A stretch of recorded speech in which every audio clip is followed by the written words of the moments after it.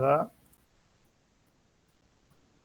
la licenciada Raiza Ivana Condori Mondaca, licenciada en Fisioterapia y Kinesiología, egresada de la Universidad Mayor de San Andrés, especialista en posturología de la Universidad Católica Boliviana, instructora de Stretching Global Activo, formación en RPG, que es Reeducación Postural Global, y cursos de inhibición de reflejos primitivos.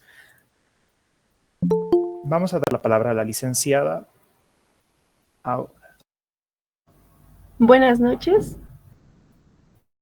Muchas gracias por la invitación, muchas gracias por la oportunidad también de estar acá para poder compartir todo aquello que en todo este tiempo se me ha instruido, además de que uno siempre siempre va a terminar, o sea, siempre va a continuar estudiando. Y la verdad agradezco mucho la oportunidad y espero que todo lo que vaya a exponer hoy día les sirva de mucho, sea una herramienta útil para ustedes.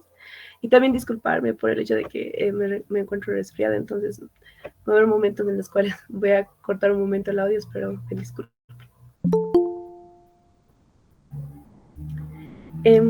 Puedo ya compartir la pantalla, ¿no? Sí, licenciada, puede compartir la pantalla. Entonces,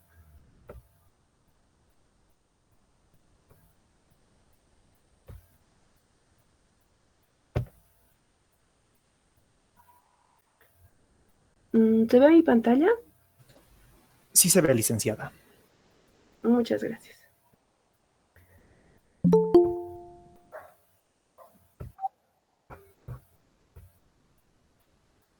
Ahora sí. Buenas noches a todos los colegas, también estudiantes de esta hermosa carrera que la verdad me ha traído mucha alegría y me ha dejado conocer a bastantes personas, también empatizar con los pacientes que al final estamos acá por eso, ¿no? Por brindar salud y brindar bienestar a los que llegan a nuestras manos y dar todo lo mejor de nosotros para que ellos puedan desarrollar todas sus actividades de forma más normal, de forma más activa. Sin más que decir, voy a dar a conocer el tema de hoy, que es la biomecánica de la rodilla. En este punto, yo quiero dar un poco más de énfasis en una perspectiva más postural, en el hecho de que yo como posturóloga nos centramos más en lo que es normalizar lo que son los desajustes articulares y los desbalances musculares, que poco a poco yo les voy a ir explicando, pero a lo largo que he aprendido es que cualquier situación traumatológica u ortopédica en un cierto grado tiene una base postural. Entonces, vamos a iniciar ya con la parte principal. Los ejes de la rodilla. En la articulación de la rodilla está conformada por tres estructuras principales que todos ya conocemos, que es el fémur, la tibia y la rótula. Entonces, el fémur tiene un eje que es longitudinal, que pasa por toda su diáfisis, que continúa hasta la tibia. Y este tiene una comparación al lado de lo que es un eje mecánico. El eje mecánico va desde la parte media de la cadera hasta la parte media de la articulación del tobillo. Normalmente estos ejes tienen una separación de 6 grados. Y la parte del fémur, perdón, creo que no se nota mi puntero, ahora sí. La parte del fémur, el eje del fémur con el eje de la tibia forman un ángulo. Ya es un ángulo obtuso. Perdone, licenciada, que le interrumpa, pero solo se ve la página 8 de sus diapositivas. No se está transmitiendo correctamente. Ay, a ver. Voy a volver a compartir. Gracias.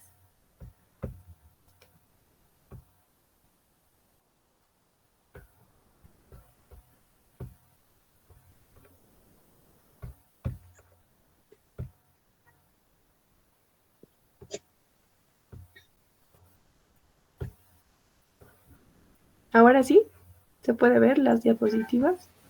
Ahora sí se ve, licenciada.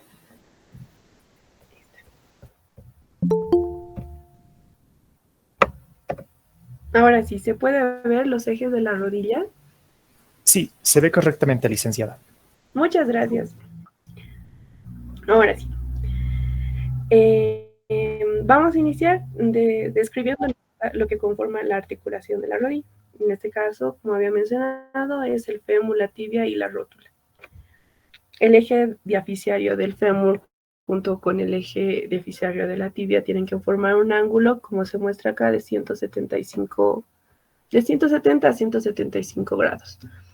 Esto varía en hombres y mujeres, más que todo puede ser un poco más en las mujeres debido a que tenemos más tendencia a tener una hiperlaxitud y también por el hecho de que la parte superior, la parte proximal del fémur está conectada obviamente con la cadera, entonces nosotras tendemos a tener las caderas más amplias porque ahí ya tenemos más amplias porque igual por el tema del embarazo y por el tema del feto, ¿no? Entonces, lo normal es que este ángulo sea de 170 a 175 grados.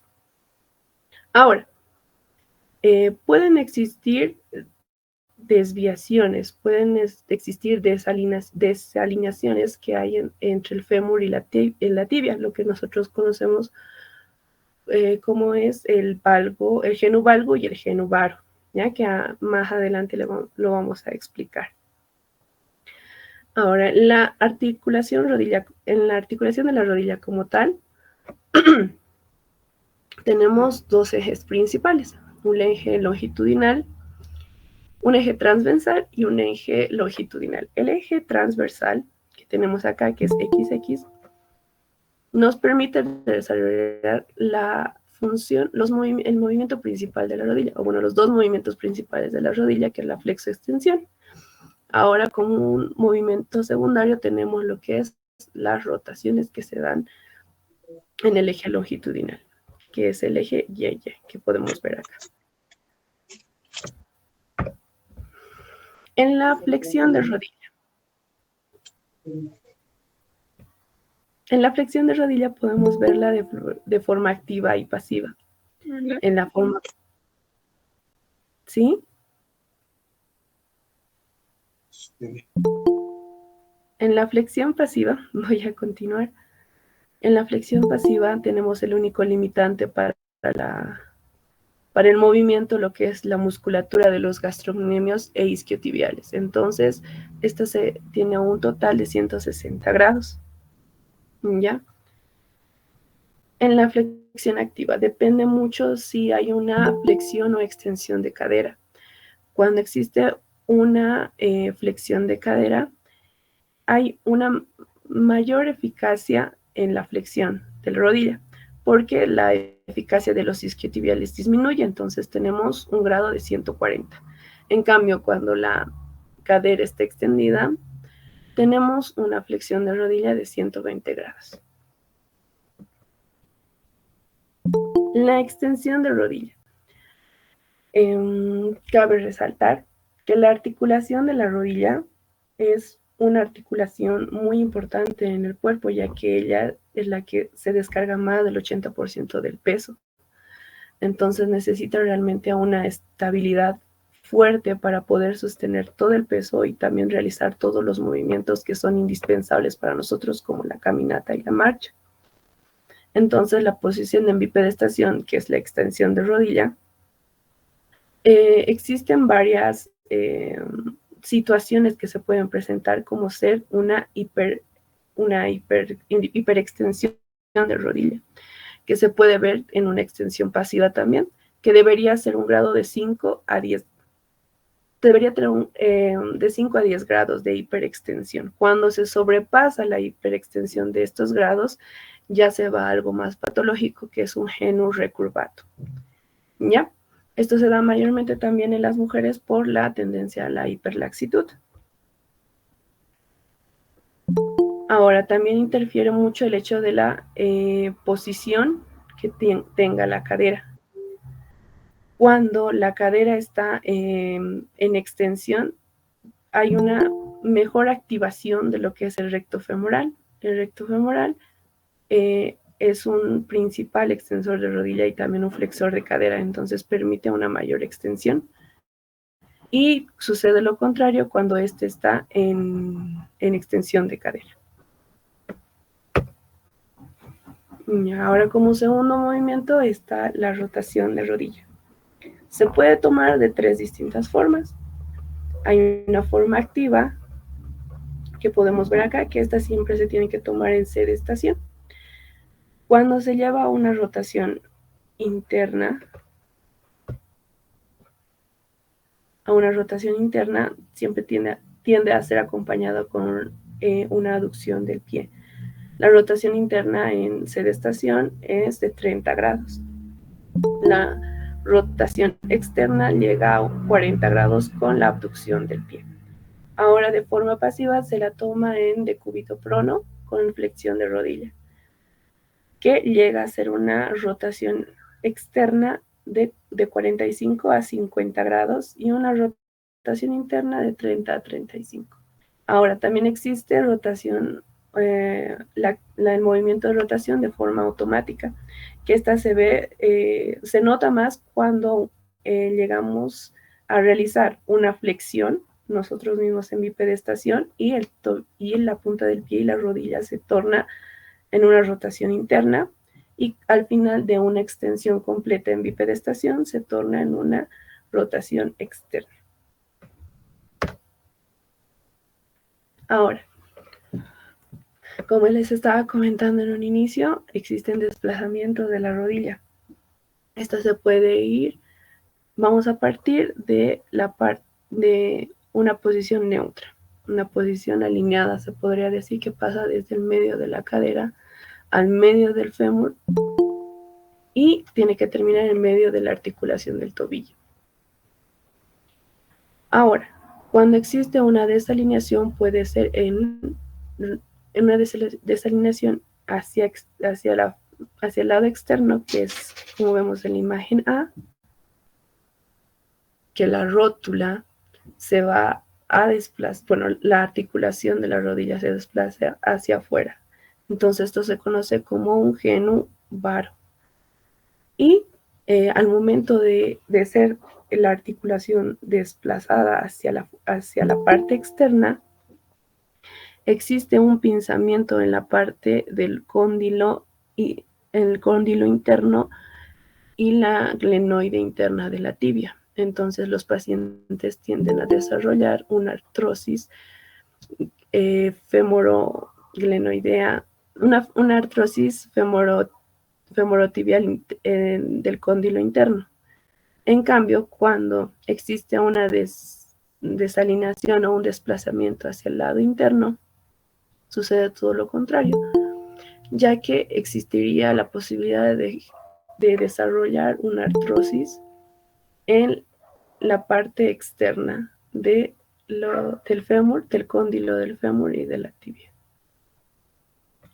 Cabe resaltar que también esta condición puede desarrollarse de abajo hacia arriba, puede haber una condición desde el tobillo, ya sea para un genu varo, en este caso que es una desviación hacia externa, tener un pie cabo.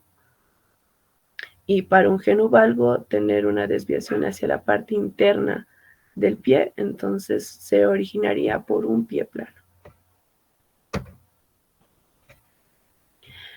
La parte de las meniscopatías en una alteración en la biomecánica de la rodilla es muy usual el hecho de desgarres de meniscos o desprendimiento en la propia articulación, en la unión que hay con el fémur o con la tibia. Entonces, vamos a analizar de primera instancia lo que conforma toda la parte interna de la articulación de la rodilla. En este caso, vamos a iniciar desde lo más profundo. La articulación de la rodilla en sí, con la parte distal del fémur, son los cóndilos. Estos se los asemeja a un tren de aterrizaje de los aviones. Los cóndilos tienen un cóndilo interno, que es este. En esta parte viene el cóndilo interno y por ende este es el menisco interno. El menisco interno tiene más libertad de movimiento. ¿Por qué? Porque los cuernos anteriores y posteriores se encuentran más cerca, ya formando la letra O. Y el menisco externo, perdón, al revés. El menisco externo tiene en este caso, perdón, el menisco externo no se mueve. El menisco externo tiene una forma de O y el menisco interno tiene una forma de C porque los cuernos anteriores y posteriores están más separados. Los cuernos se insertan en la espina de la tibia. Los cuernos anteriores son preespinosos y, perdón, no quiere mi puntero. Y los otros ya son retroespinosos. Los meniscos tienen una íntima relación con lo que son los ligamentos colaterales, ya sean externos o internos. Y también tienen una relación con la rótula.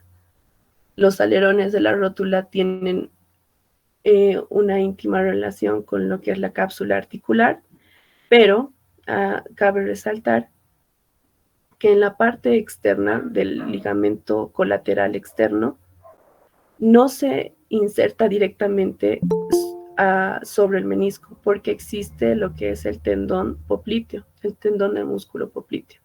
Entonces viene a ser menisco, tendón del músculo popliteo y ya el ligamento colateral.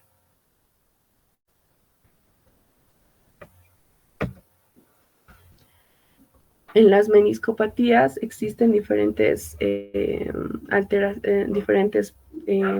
lesiones, dependiendo si se encuentra en una flexión o una extensión o rotaciones. En este caso, esta es una posición neutral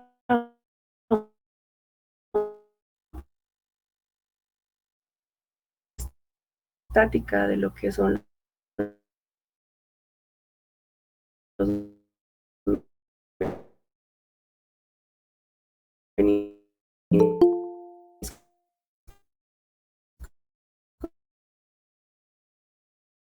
superior. Cuando el menisco exterior se posterioriza y el menisco se anterioriza.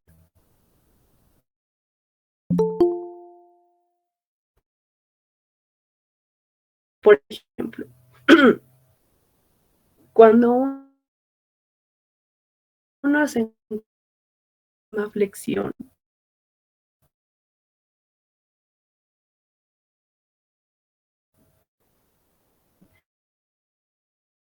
y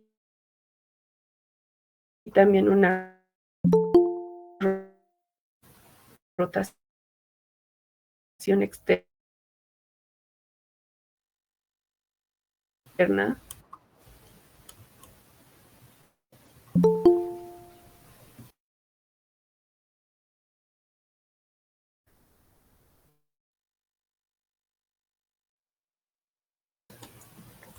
Perdona, licenciada, tenemos problema. Parece que su señal se está yendo. La señal, soy... en una posición de cuclillas, llevamos una lateralización pierna y ahora tenemos un pinzamiento en la paleta arjona.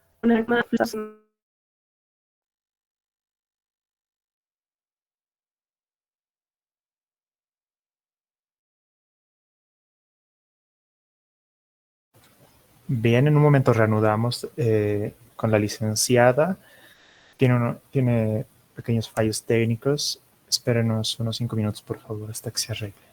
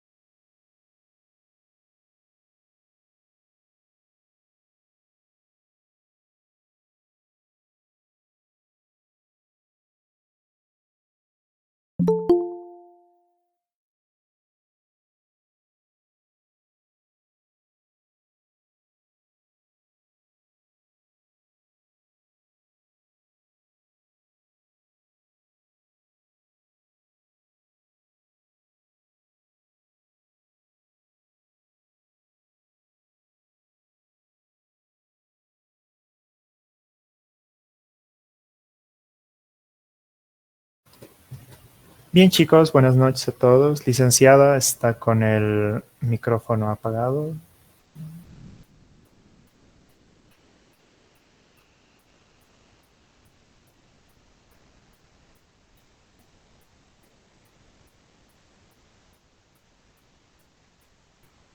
Licenciada, todavía no se le escucha. Mientras se va arreglando los problemas técnicos, licenciada, les avisamos que la palabra, les indicamos un poco de paciencia, por favor. Voy a hablar, licenciada. Hola, Ahora sí se le estaba, escucha. perdón, no recuerdo en qué momento presioné o algo así. Mil disculpas. No, no hay problema, licenciada. Haciendo una pequeña pausa mientras usted va presentando sus diapositivas, les voy informando nuestros participantes de la reunión que nuestra compañera Camila Colbert acaba de enviar un forms donde ustedes tienen que poner su asistencia. Esto va a ser durante los 4 días de los siguientes 4 días.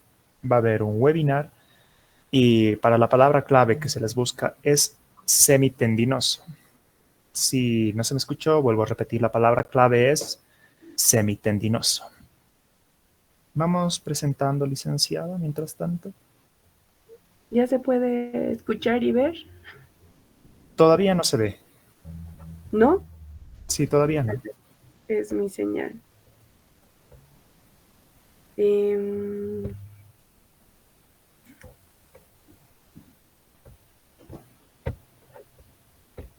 Ahora sí, Ahora sí, licenciada. está bien. ¿Se escucha y se ve? Por favor, me confirma. Sí, se ve y se escucha bien, licenciada. Muchas gracias.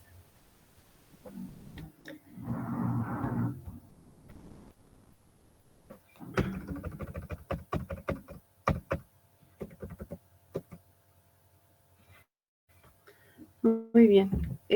Como estaba refiriendo, hace un momento no sé si se me logró escuchar, pero en los movimientos que nosotros desarrollamos a diario o los que llegan a referirnos nuestros pacientes, que solo fue porque eh, caminé un poco y me empezó a doler, o estaba corriendo en la cancha y sentí un dolor muy fuerte, o simplemente giré para saludar a alguien o para dar una vuelta en un partido de fútbol o cualquiera que vaya a referir.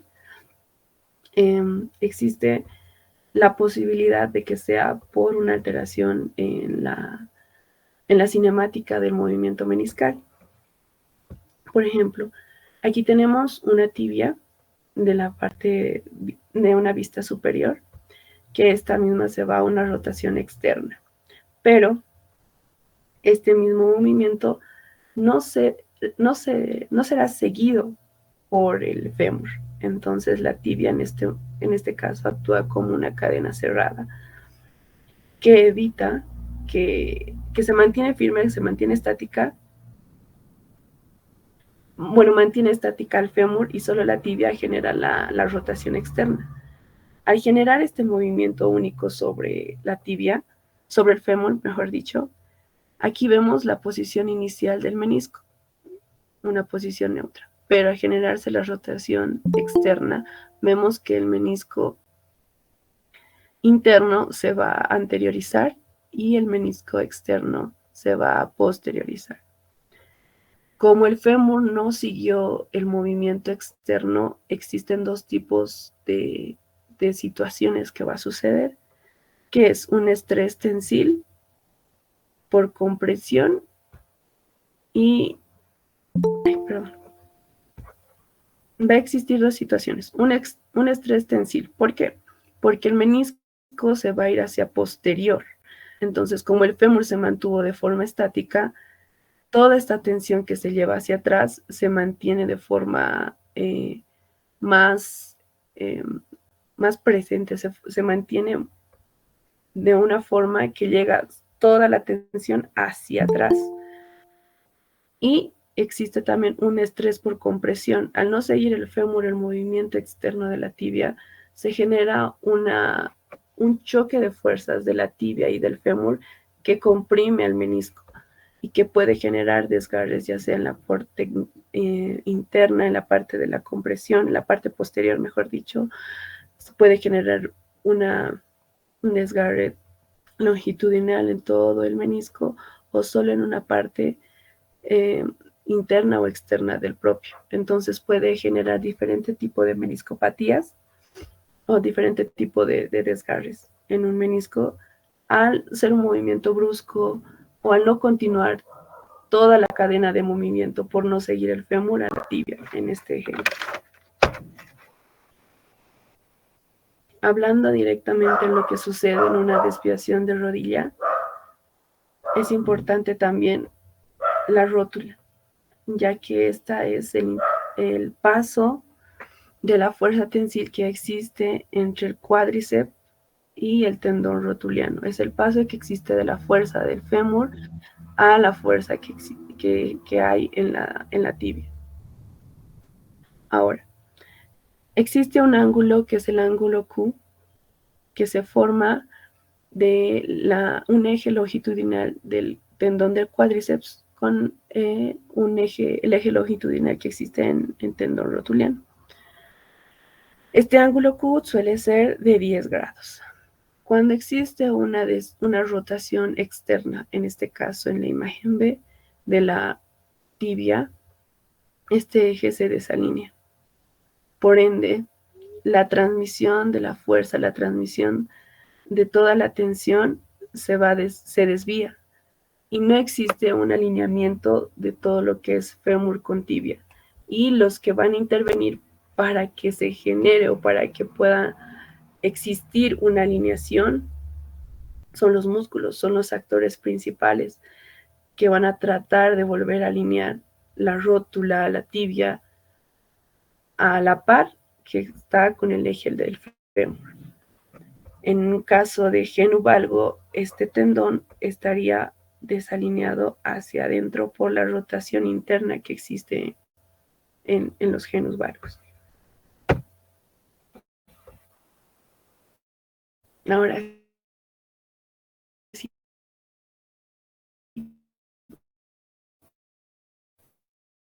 pasando a un ejemplo que la mayoría de nosotros conocemos y vemos, estamos hacia el lado interno. Y existe demasiado peso, como les dije, la incidencia de poder desarrollar una artrosis en la parte externa, porque el peso corporal ya no pasa por los puntos medios que debería pasar de forma normal. Ya no existe este punto para que pueda distribuir todo el peso de forma equitativa y equilibrada.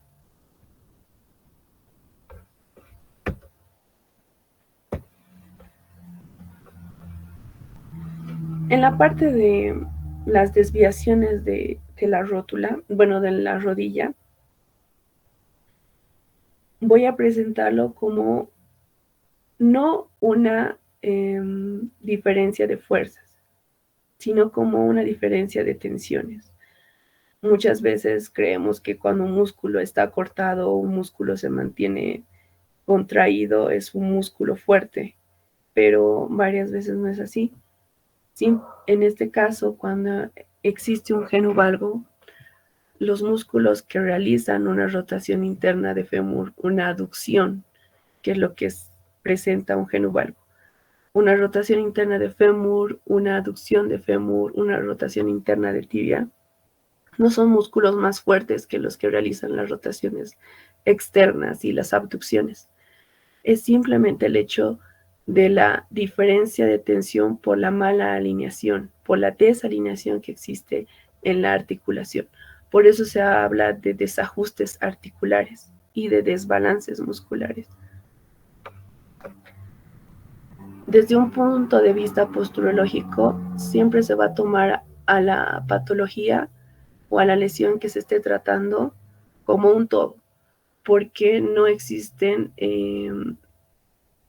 eslabones sueltos, no existe solo un punto que genere la lesión, sino que cualquier tipo de lesión siempre tiene como consecuencia compensaciones o alteraciones, ya sea de forma ascendente, en caso de un tobillo, en caso de un pie plano, un pie varo, siempre va a haber compensaciones ascendentes, o podría ser en caso de una coxa vara, una coxa valga, alteraciones descendentes, ya sea en la rodilla o el tobillo.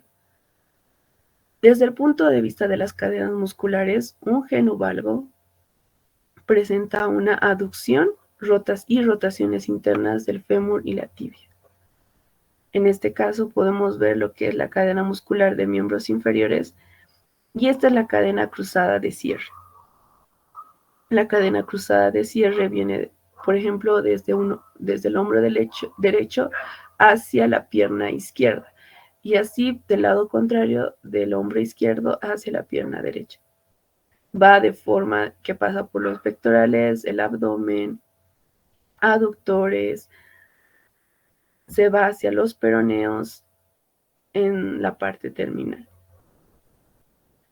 En un genu valgo está alterada lo que es la cadena de cierre. La cadena de cierre está conformada por los músculos aductor mayor, vasto interno, peroneo largo y corto, peroneo anterior y gemelo externo. También el aductor del quinto dedo. Cuando existe una desalineación en la articulación de la rodilla, el gemelo externo es el principal. ¿Se me escucha? No puedo. El gemelo externo es uno de los principales músculos candado para generar la desalineación, ya que por su inserción y origen, él ya conecta lo que es el fémur con la tibia y el calcáneo. Entonces puede generar fuera de un genu valgo un pie plano, por el hecho de generar tanta tensión hacia arriba que lleva toda la parte lateral del tobillo hacia ascendente, provocando el descenso del arco longitudinal interno del pie. Así también, cuando existe una rotación interna de fémur, esta se da por el pectíneo y la aducción, que son los principales músculos causantes de un genu valgo. Está el músculo grácil, como les había mencionado, los aductores y el semitendinoso. El semitendinoso, por su origen e inserción, genera el genu valgo, provocando así que la disposición del miembro inferior sea esta.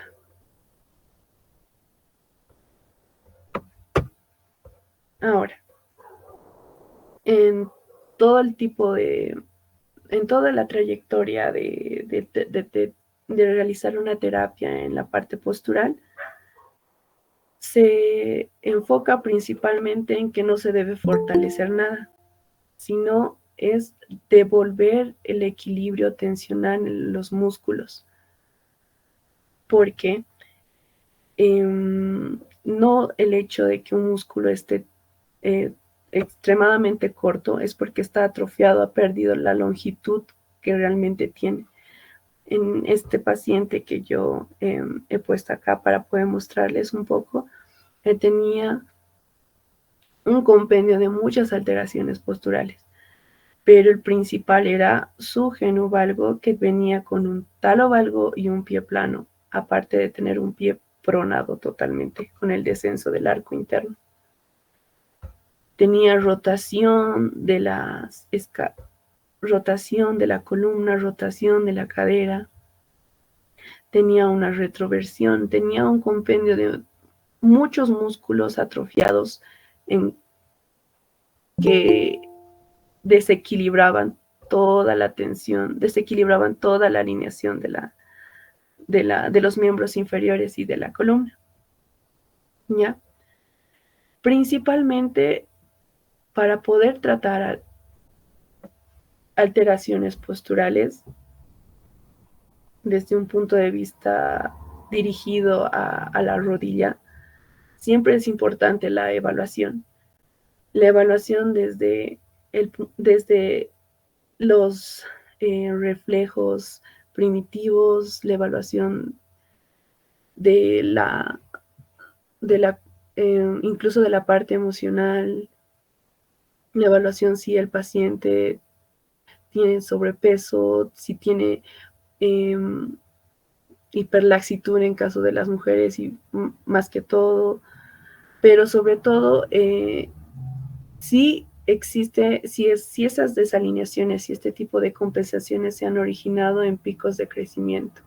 Muchas veces, y es muy común ver que existen, aparece escoliosis cuando un adolescente está en su pico de crecimiento, entonces los huesos crecen, pero los músculos al mantener una postura, a sostener una postura por mucho tiempo, tienden a compensar, a crecer en esa tensión, en esa desalineación.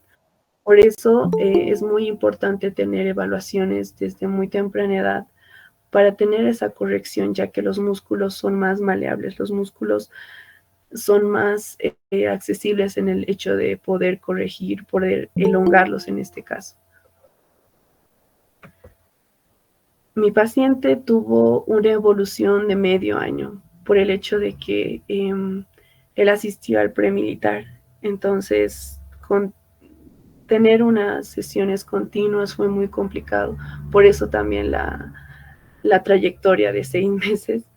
Pero lo bueno es que la constancia y la disciplina para poder lograr esto es indispensable. Más que todo es la autoconciencia del paciente al momento de generar las elongaciones o las autoposturas. En este paciente en específico también se usó otro tipo de métodos posturales, por así decirlo, en el cual desde acá que podemos ver, esta es una foto de 2023, a mediados del 2023, en julio más o menos, que mi paciente, fuera de que estaba con sobrepeso, él tuvo, se ejercitaba en el gimnasio, entonces cargaba peso y cargaba peso y cargaba peso y nunca se percató de todo lo que pasaba, ¿no? En este caso sería la mamá la que debería haberse percatado, y simplemente para la evaluación del premilitar le dijeron que tenía el pie plano. Entonces de ahí todas las alteraciones que se pudo encontrar para que el médico responsable pudiera dar el visto bueno para que entrara o no. Entonces teníamos el tiempo muy, muy limitado para poder desarrollar toda la terapia postural. Fuera de toda la tensión por las desalineaciones, ahí se aumenta la carga de peso que mi paciente puso en todo su cuerpo. Entonces los músculos, fuera de estar atrofiados, sí otros estaban con una fuerza tensil más que otros, en especial los aductores. Ha sido tanta la compensación en aducción que al momento de realizarse, al momento de evaluar el ángulo que existe acá, que ya les había mencionado, ya era mucho menor que 170. Esto ya es pasado 3 meses y era 169. Entonces, cuando existe una angulación más aguda, tiende a descender la cadera, como se ve en la fotografía, porque el miembro inferior se acorta al tener un ángulo más marcado. Cuando la cadera desciende, la columna siempre tiende a compensar hacia el lado contrario, para que así el cuerpo es tan sabio que trata de solucionar de todas las maneras posibles para que él tenga menor gasto de energía para desarrollar cualquier actividad. Entonces, se aplicó una terapia postural primero de 3 meses hasta llegar a los 6, que aquí podemos ver toda la mejoría que tuvo en ese medio año. fuera de la terapia con RPG, que es la reeducación postural global, que aplica posturas de elongación en base a las cadenas musculares, en este caso de la cadena de cierre, se tiene que aplicar el movimiento contrario, entonces sería una apertura. Se aplicó posturas que permitían la apertura de la rodilla, que permitían que el arco longitudinal interno del pie se elevara, que permitía que la cadera también pueda aperturarse, ya que estaba con dominancia en la parte, que estaba con dominancia de los músculos aductores, por ende los cerraban también.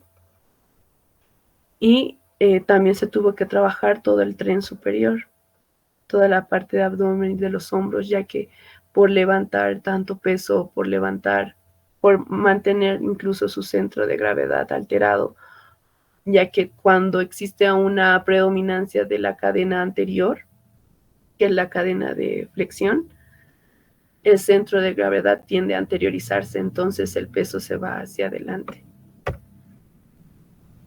Y los que sufren son los músculos de la columna, los músculos de la espalda.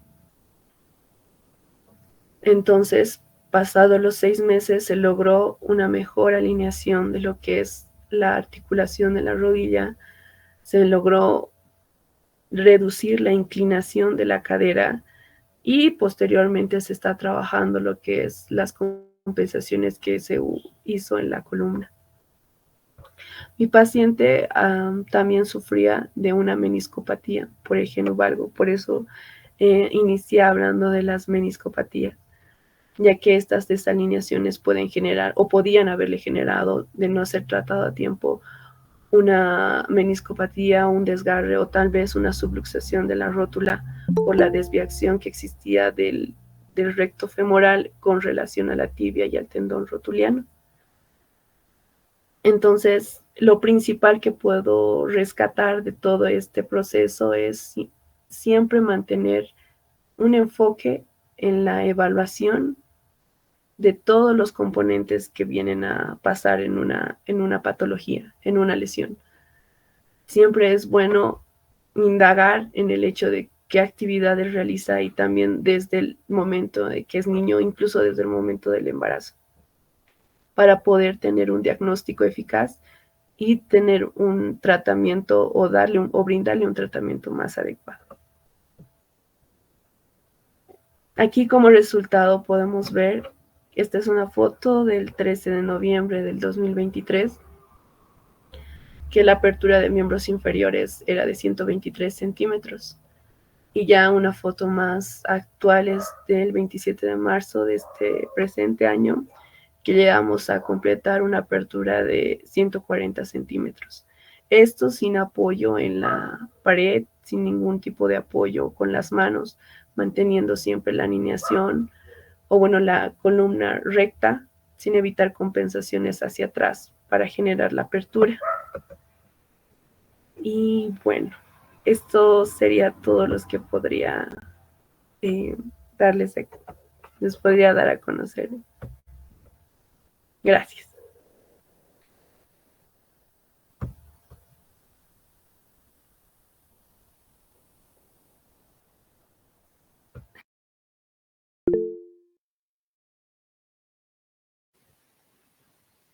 Muchas gracias, licenciada, por su exposición. A muchos nos gustó y personalmente creo que cabe recalcar que es muy importante conocer las diferentes patologías que hay en rodilla. Y ahora, como seguimos, si alguno de los otros participantes tuviera alguna duda, puede realizar levantando la mano y se les concederá la palabra o escribirlo por el chat y se lo leeré a continuación.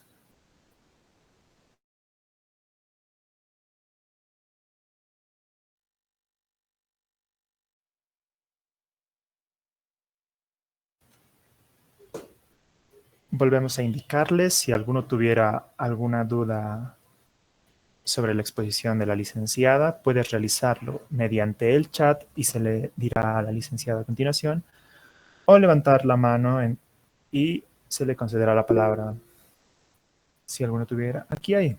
de Lisbeth Molle. ¿Qué señales debemos observar para identificar posibles problemas biomecánicos en la rodilla? Nos pregunta. Le pregunta.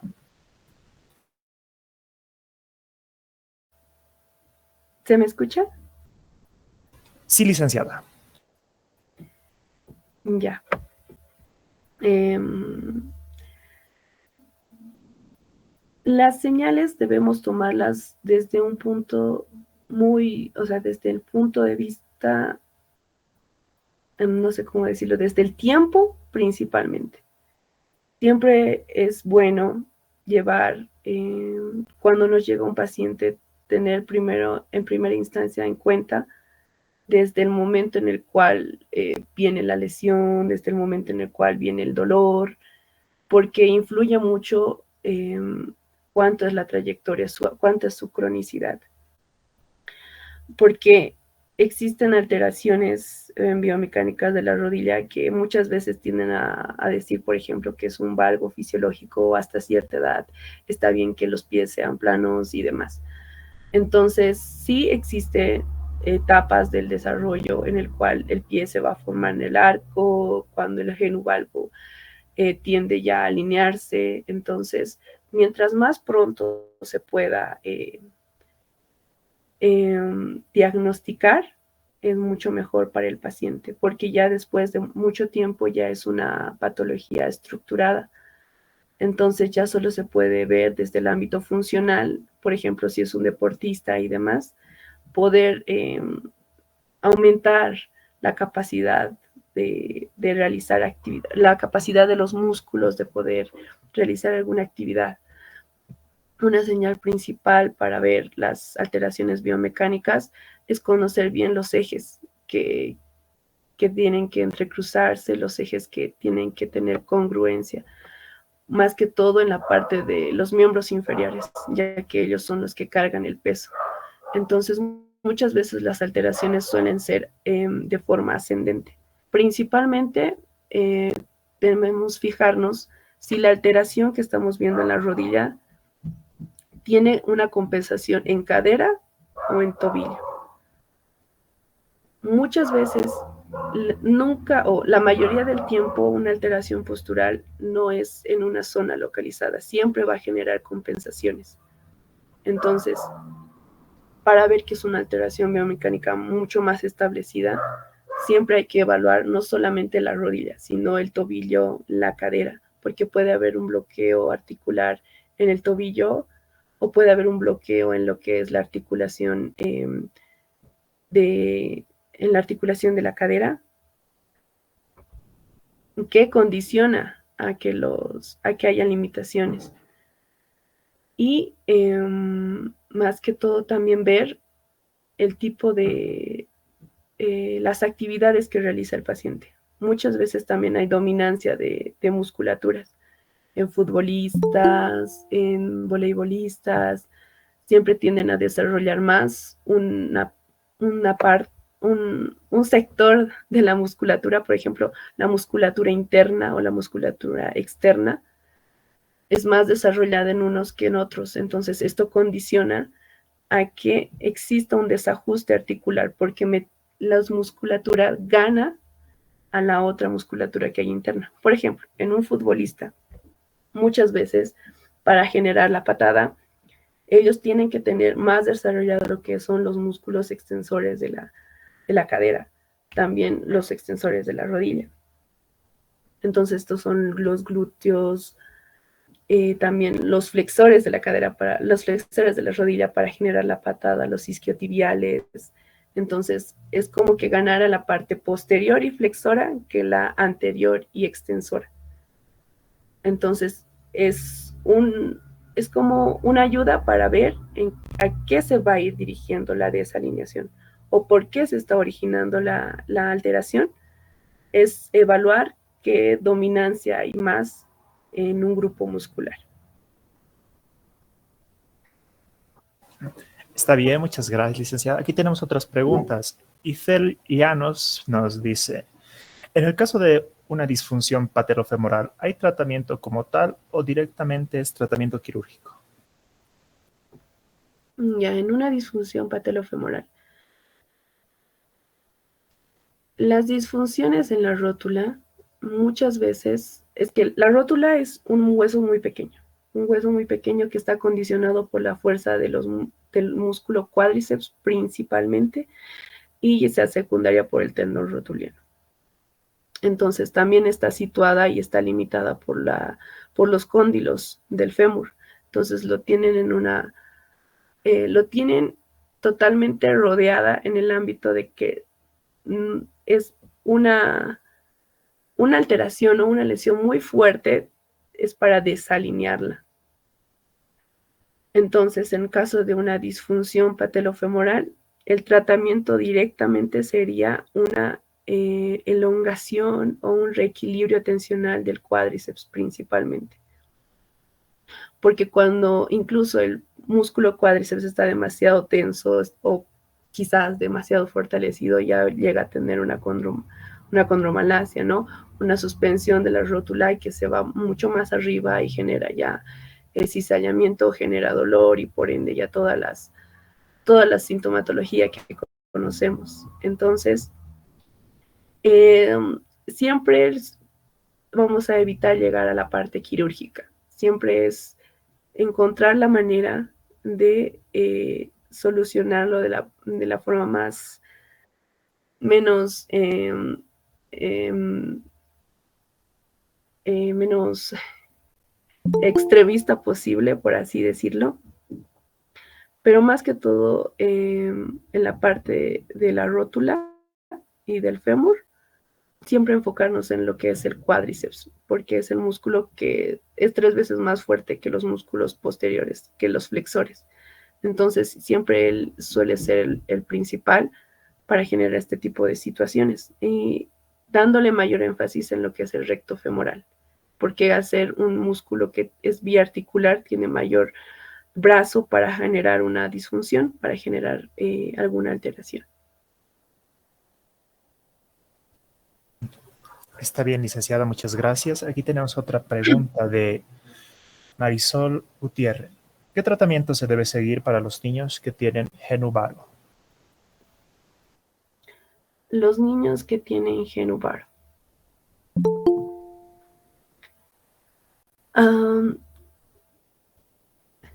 La diferencia, obviamente, es porque genu varo está en una rotación totalmente externa de fémur y tibia.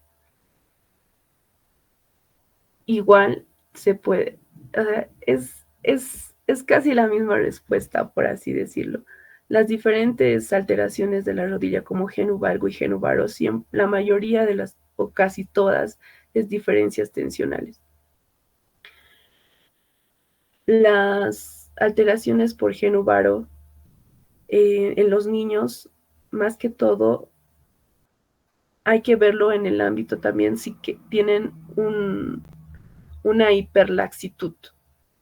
Cuando existe una hiperlaxitud, los ligamentos no tienen la capacidad de contener a las estructuras, a los huesos, ¿verdad? Entonces, esto en el caso de genu valgo. Y también puede presentarse en un genu varo, porque la musculatura está ganando tanto a la parte ligamentosa y esa parte ligamentosa que tampoco tiene la ayuda de los músculos internos, rotadores internos. Entonces, perdón, me estoy desviando de la pregunta, es que es muy, muy, muy largo. Pero para un genu varo se necesita inhibir lo que es la cadena de apertura. Entonces, necesitamos hacer diferente tipo de elongaciones. Por ejemplo, deberíamos hacer posturas de RPG que se enfoquen más que todo en el cierre coxofemoral, que genere una aducción, una activación de lo que son los músculos rotadores internos, de los músculos aductores. Hablo de la hiperlaxitud en el hecho de que si un paciente que presenta una alteración postural y aparte tiene una hiperlaxitud, hay que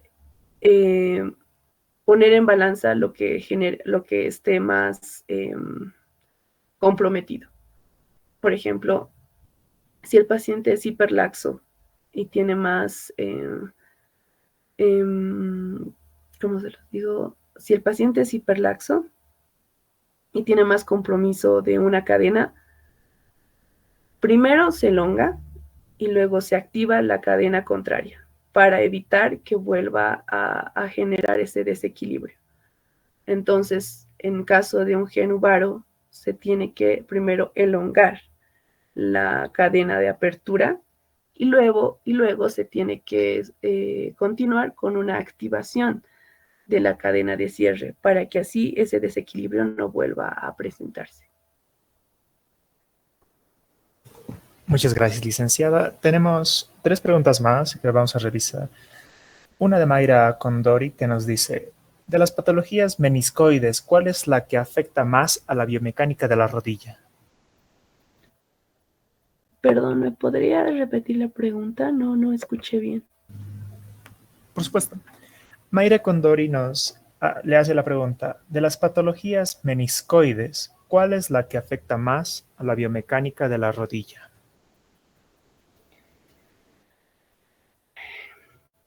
Yo pienso en particular que son las que se presentan por una máxima flexión o una máxima extensión. Como había mencionado anteriormente, cuando existe una máxima flexión, y esto es lo que se desarrolla en la mayoría de los deportes,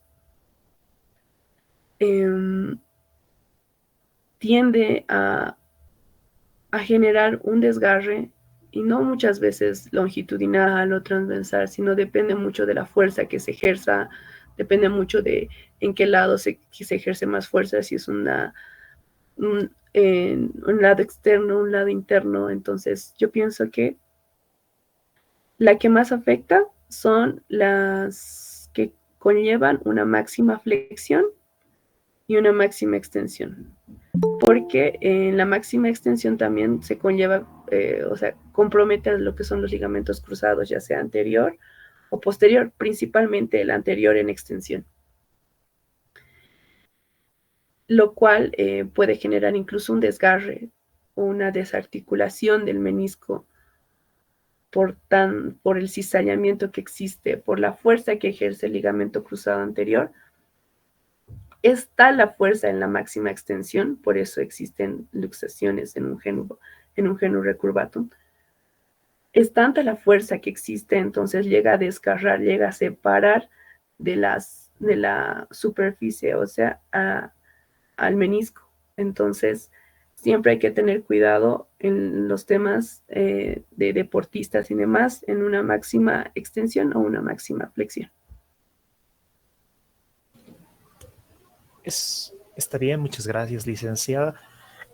Tenemos otra pregunta, 2 preguntas más que le vamos a realizar, que es de Lisbeth Moye.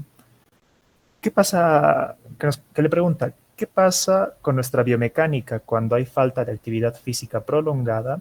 ¿Cuál es el impacto que puede generar en nuestro rendimiento funcional? Cuando no se realiza una actividad física, bien está la frase de que lo que no se usa al poco tiempo deja de servir. El músculo tiende a atrofiarse. El músculo, al no tener ese estímulo de distenderse, ese estímulo de acortarse y alargarse, se atrofia. Entonces, por ende, genera que en cualquier situación de un movimiento rápido, en un movimiento que no se realiza todo el tiempo, tiende a generar desgarres, tiende a generar lesiones muy fuertes, porque no se ha estado usando, en pocas eso, no se está usando ese músculo, por ende se acorta, por ende no tiene flexibilidad, no tiene elasticidad, y al momento de realizar cualquier actividad de golpe o realizar cualquier actividad diaria incluso, uno siempre llega a pacientes que dicen, si no estaba haciendo nada, simplemente giré, simplemente fui a correr, o de la nada cuando fui a jugar no me dolía nada, y simplemente al dar una patada pasó esto, es porque el músculo ya no está en su estado normal, se podría decir, no está en su, no está en su estado activo, en su estado óptimo, por estar atrofiado y acortado en una posición concéntrica, incluso se podría decir, al no ser utilizado.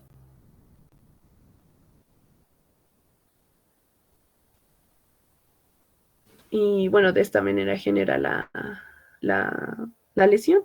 Entonces es muy importante mantener la actividad física para poder mantener los músculos y las articulaciones funcionan por estímulo. Las articulaciones cuando sienten la carga generan más líquido, incluso las articulaciones generan más colágeno para sí mismos porque se necesita todos esos componentes para seguir desarrollando la actividad. También el músculo necesita ese estímulo, necesita movimiento para mantenerse sano. Y al no tener ese estímulo, al no tener esa información, pues se atrofia. Y de ahí generan ya los desgarres de un momento al otro. Está bien, muchas gracias, licenciada. Una última pregunta que creo que sería recomendable hacerle. José Fuentes nos dice, ¿cómo afecta la alineación del miembro inferior a la biomecánica de la rodilla y el riesgo de lesiones como la condromalacia rotuliana?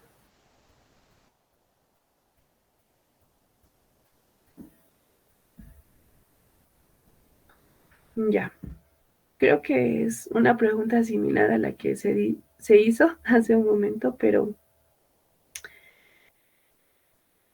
el miembro inferior es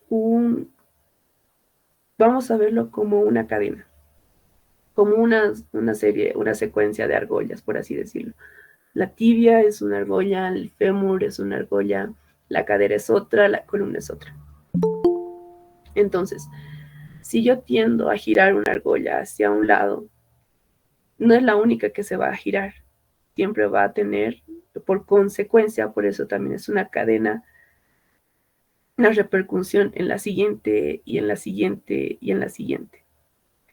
Entonces, si yo desalineo la tibia, por ejemplo, en una rotación interna como en el valgo, no se va a quedar simplemente en el hueso, en la tibia, va a repercutir a la glenoides. La glenoides va a repercutir al menisco. El menisco al pasar de su posición estática y normal a una rotación sostenida, va a generar una meniscopatía o en todo caso, para evitar cualquier tipo de lesión, va a generar una rotación en el fémur. La rotación en el fémur, al ser la parte del cuerpo más grande, más voluminosa, con más músculo, va a desalinearse. Y por ende va a generar una desalineación, una rotación, una torsión en la cadera. Entonces, esta desalineación vamos a verlo en la parte estructural. Ahora, ¿qué pasa con la parte de los músculos y tendones? La tibia y el fémur se conectan por el tendón rotuliano y por el tendón del cuádriceps. Y estos mismos están conectados por la rótula. Entonces, si mi tendón rotuliano se desalinea, ya sea externa o internamente, va a llevar a la rótula.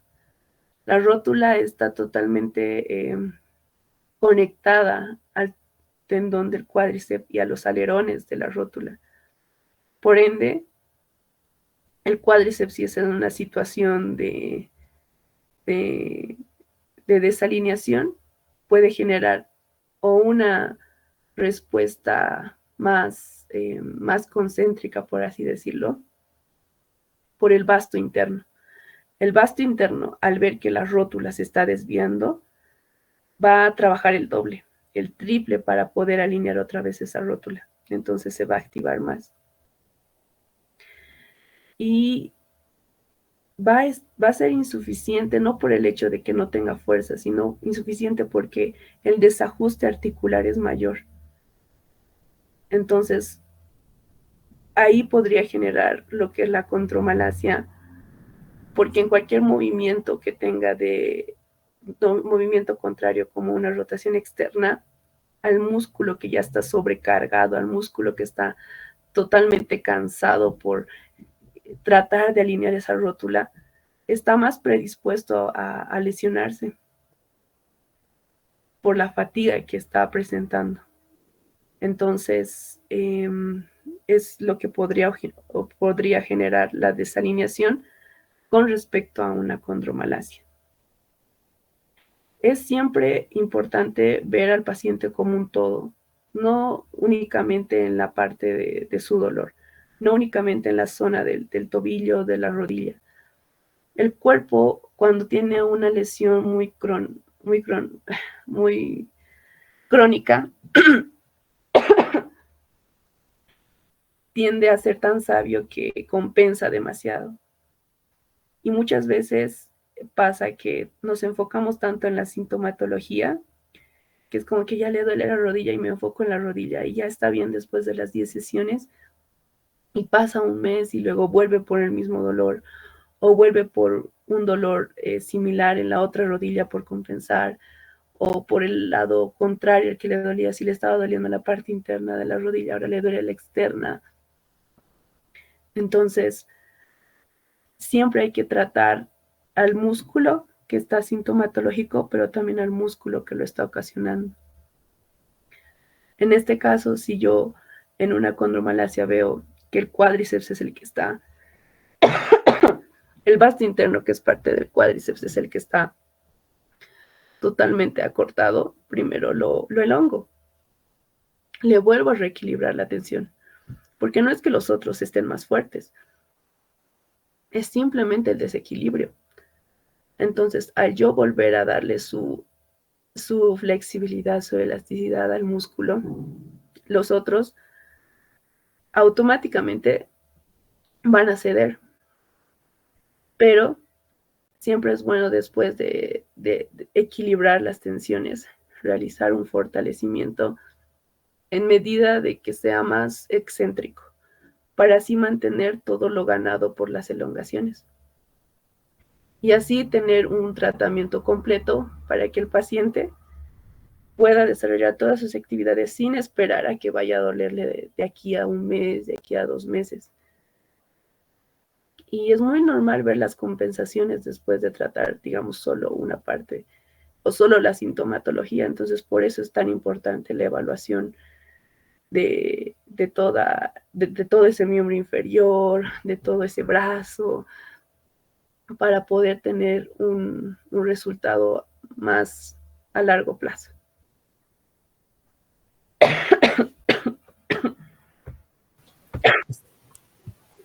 Está bien, muchas gracias, licenciada. Muchas gracias por haber respondido a las preguntas que realizaron los participantes de la reunión. Muchas gracias también a usted por permitirnos su tiempo y explicarnos el tema de la biomecánica de la rodilla. Muchas gracias de parte tanto de nuestros participantes como también de parte mía. De hecho, muchas gracias por la oportunidad. La verdad, siendo sincera, es un poco complicado poder exponer o explicar para mí este tema, porque es un todo, como les acabo de mencionar. No puedo hablar de algo sin meter otra cosa y otra cosa y otra cosa, porque todo está conectado. Entonces también espero sean comprensivos en ese tema. Yo, como ustedes, igual sigo siendo estudiante, sigo siempre aprendiendo, y es lo más bonito de nuestra carrera, es la facilidad que tenemos de acoplarnos a tantos métodos, a tantas terapias, a tantas formas de realizar. Hay un montón de formas de realizar ejercicios para un solo músculo. Hay un montón de formas de tratar, es una variedad de tratamientos para una sola patología. Entonces, es tanta la variedad que una veces llega a confundirse, y es a veces está bien, porque aún así uno también aprende. Entonces, espero haber resuelto, aunque sea un poco de sus dudas. Muchas gracias también por la paciencia que me han brindado. Muchas gracias por brindarme los oídos, porque el tiempo es muy importante. Y para lo que necesiten, para lo que pueda yo brindarles ayuda o un poco de cualquier tipo de bibliografía, cualquier tipo de ayuda, siempre voy a estar a predisposición. Y que es, bueno, animarles a seguir esforzándose, a seguir estudiando, a seguir actualizándose, como son estas jornadas que han tenido, que están desarrollando, que la verdad admiro mucho y destaco ese empeño para seguir eh, formándose, porque esto nunca termina, siempre hay un nuevo método, siempre hay una nueva forma, y es lo bonito, ¿no? Porque cada uno tiene su forma de tratar, cada uno tiene su propia forma de realizar un tratamiento. Entonces, de eso, muchas gracias por la oportunidad, de nuevo, gracias por la paciencia. Sé que en algunas cosas quizás me he adelantado o me he confundido o me he trabado y de verdad agradezco mucho la paciencia. Y bueno, eso, muchas gracias. Muchas gracias a usted, licenciado. Bien, prosiguiendo con la reunión, antes de terminar, les anunciamos que nuestra compañera Camila Colbert acaba de enviar un forms donde ustedes tienen que poner sus nombres como, como la asistencia de esta reunión, que se realizará en estos 4 días del webinar.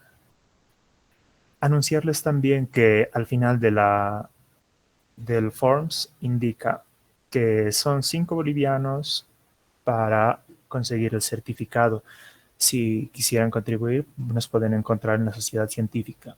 Pero recuerden estar atentos a las páginas oficiales, tanto TikTok como Facebook y WhatsApp para los que estén adentro. Muchas gracias a todos también. Muchas gracias, licenciado, también. Despedirnos cordialmente de usted y de todos nuestros participantes. Se subirá el video a Facebook también y a YouTube, que yo tengo entendido. Muchas gracias.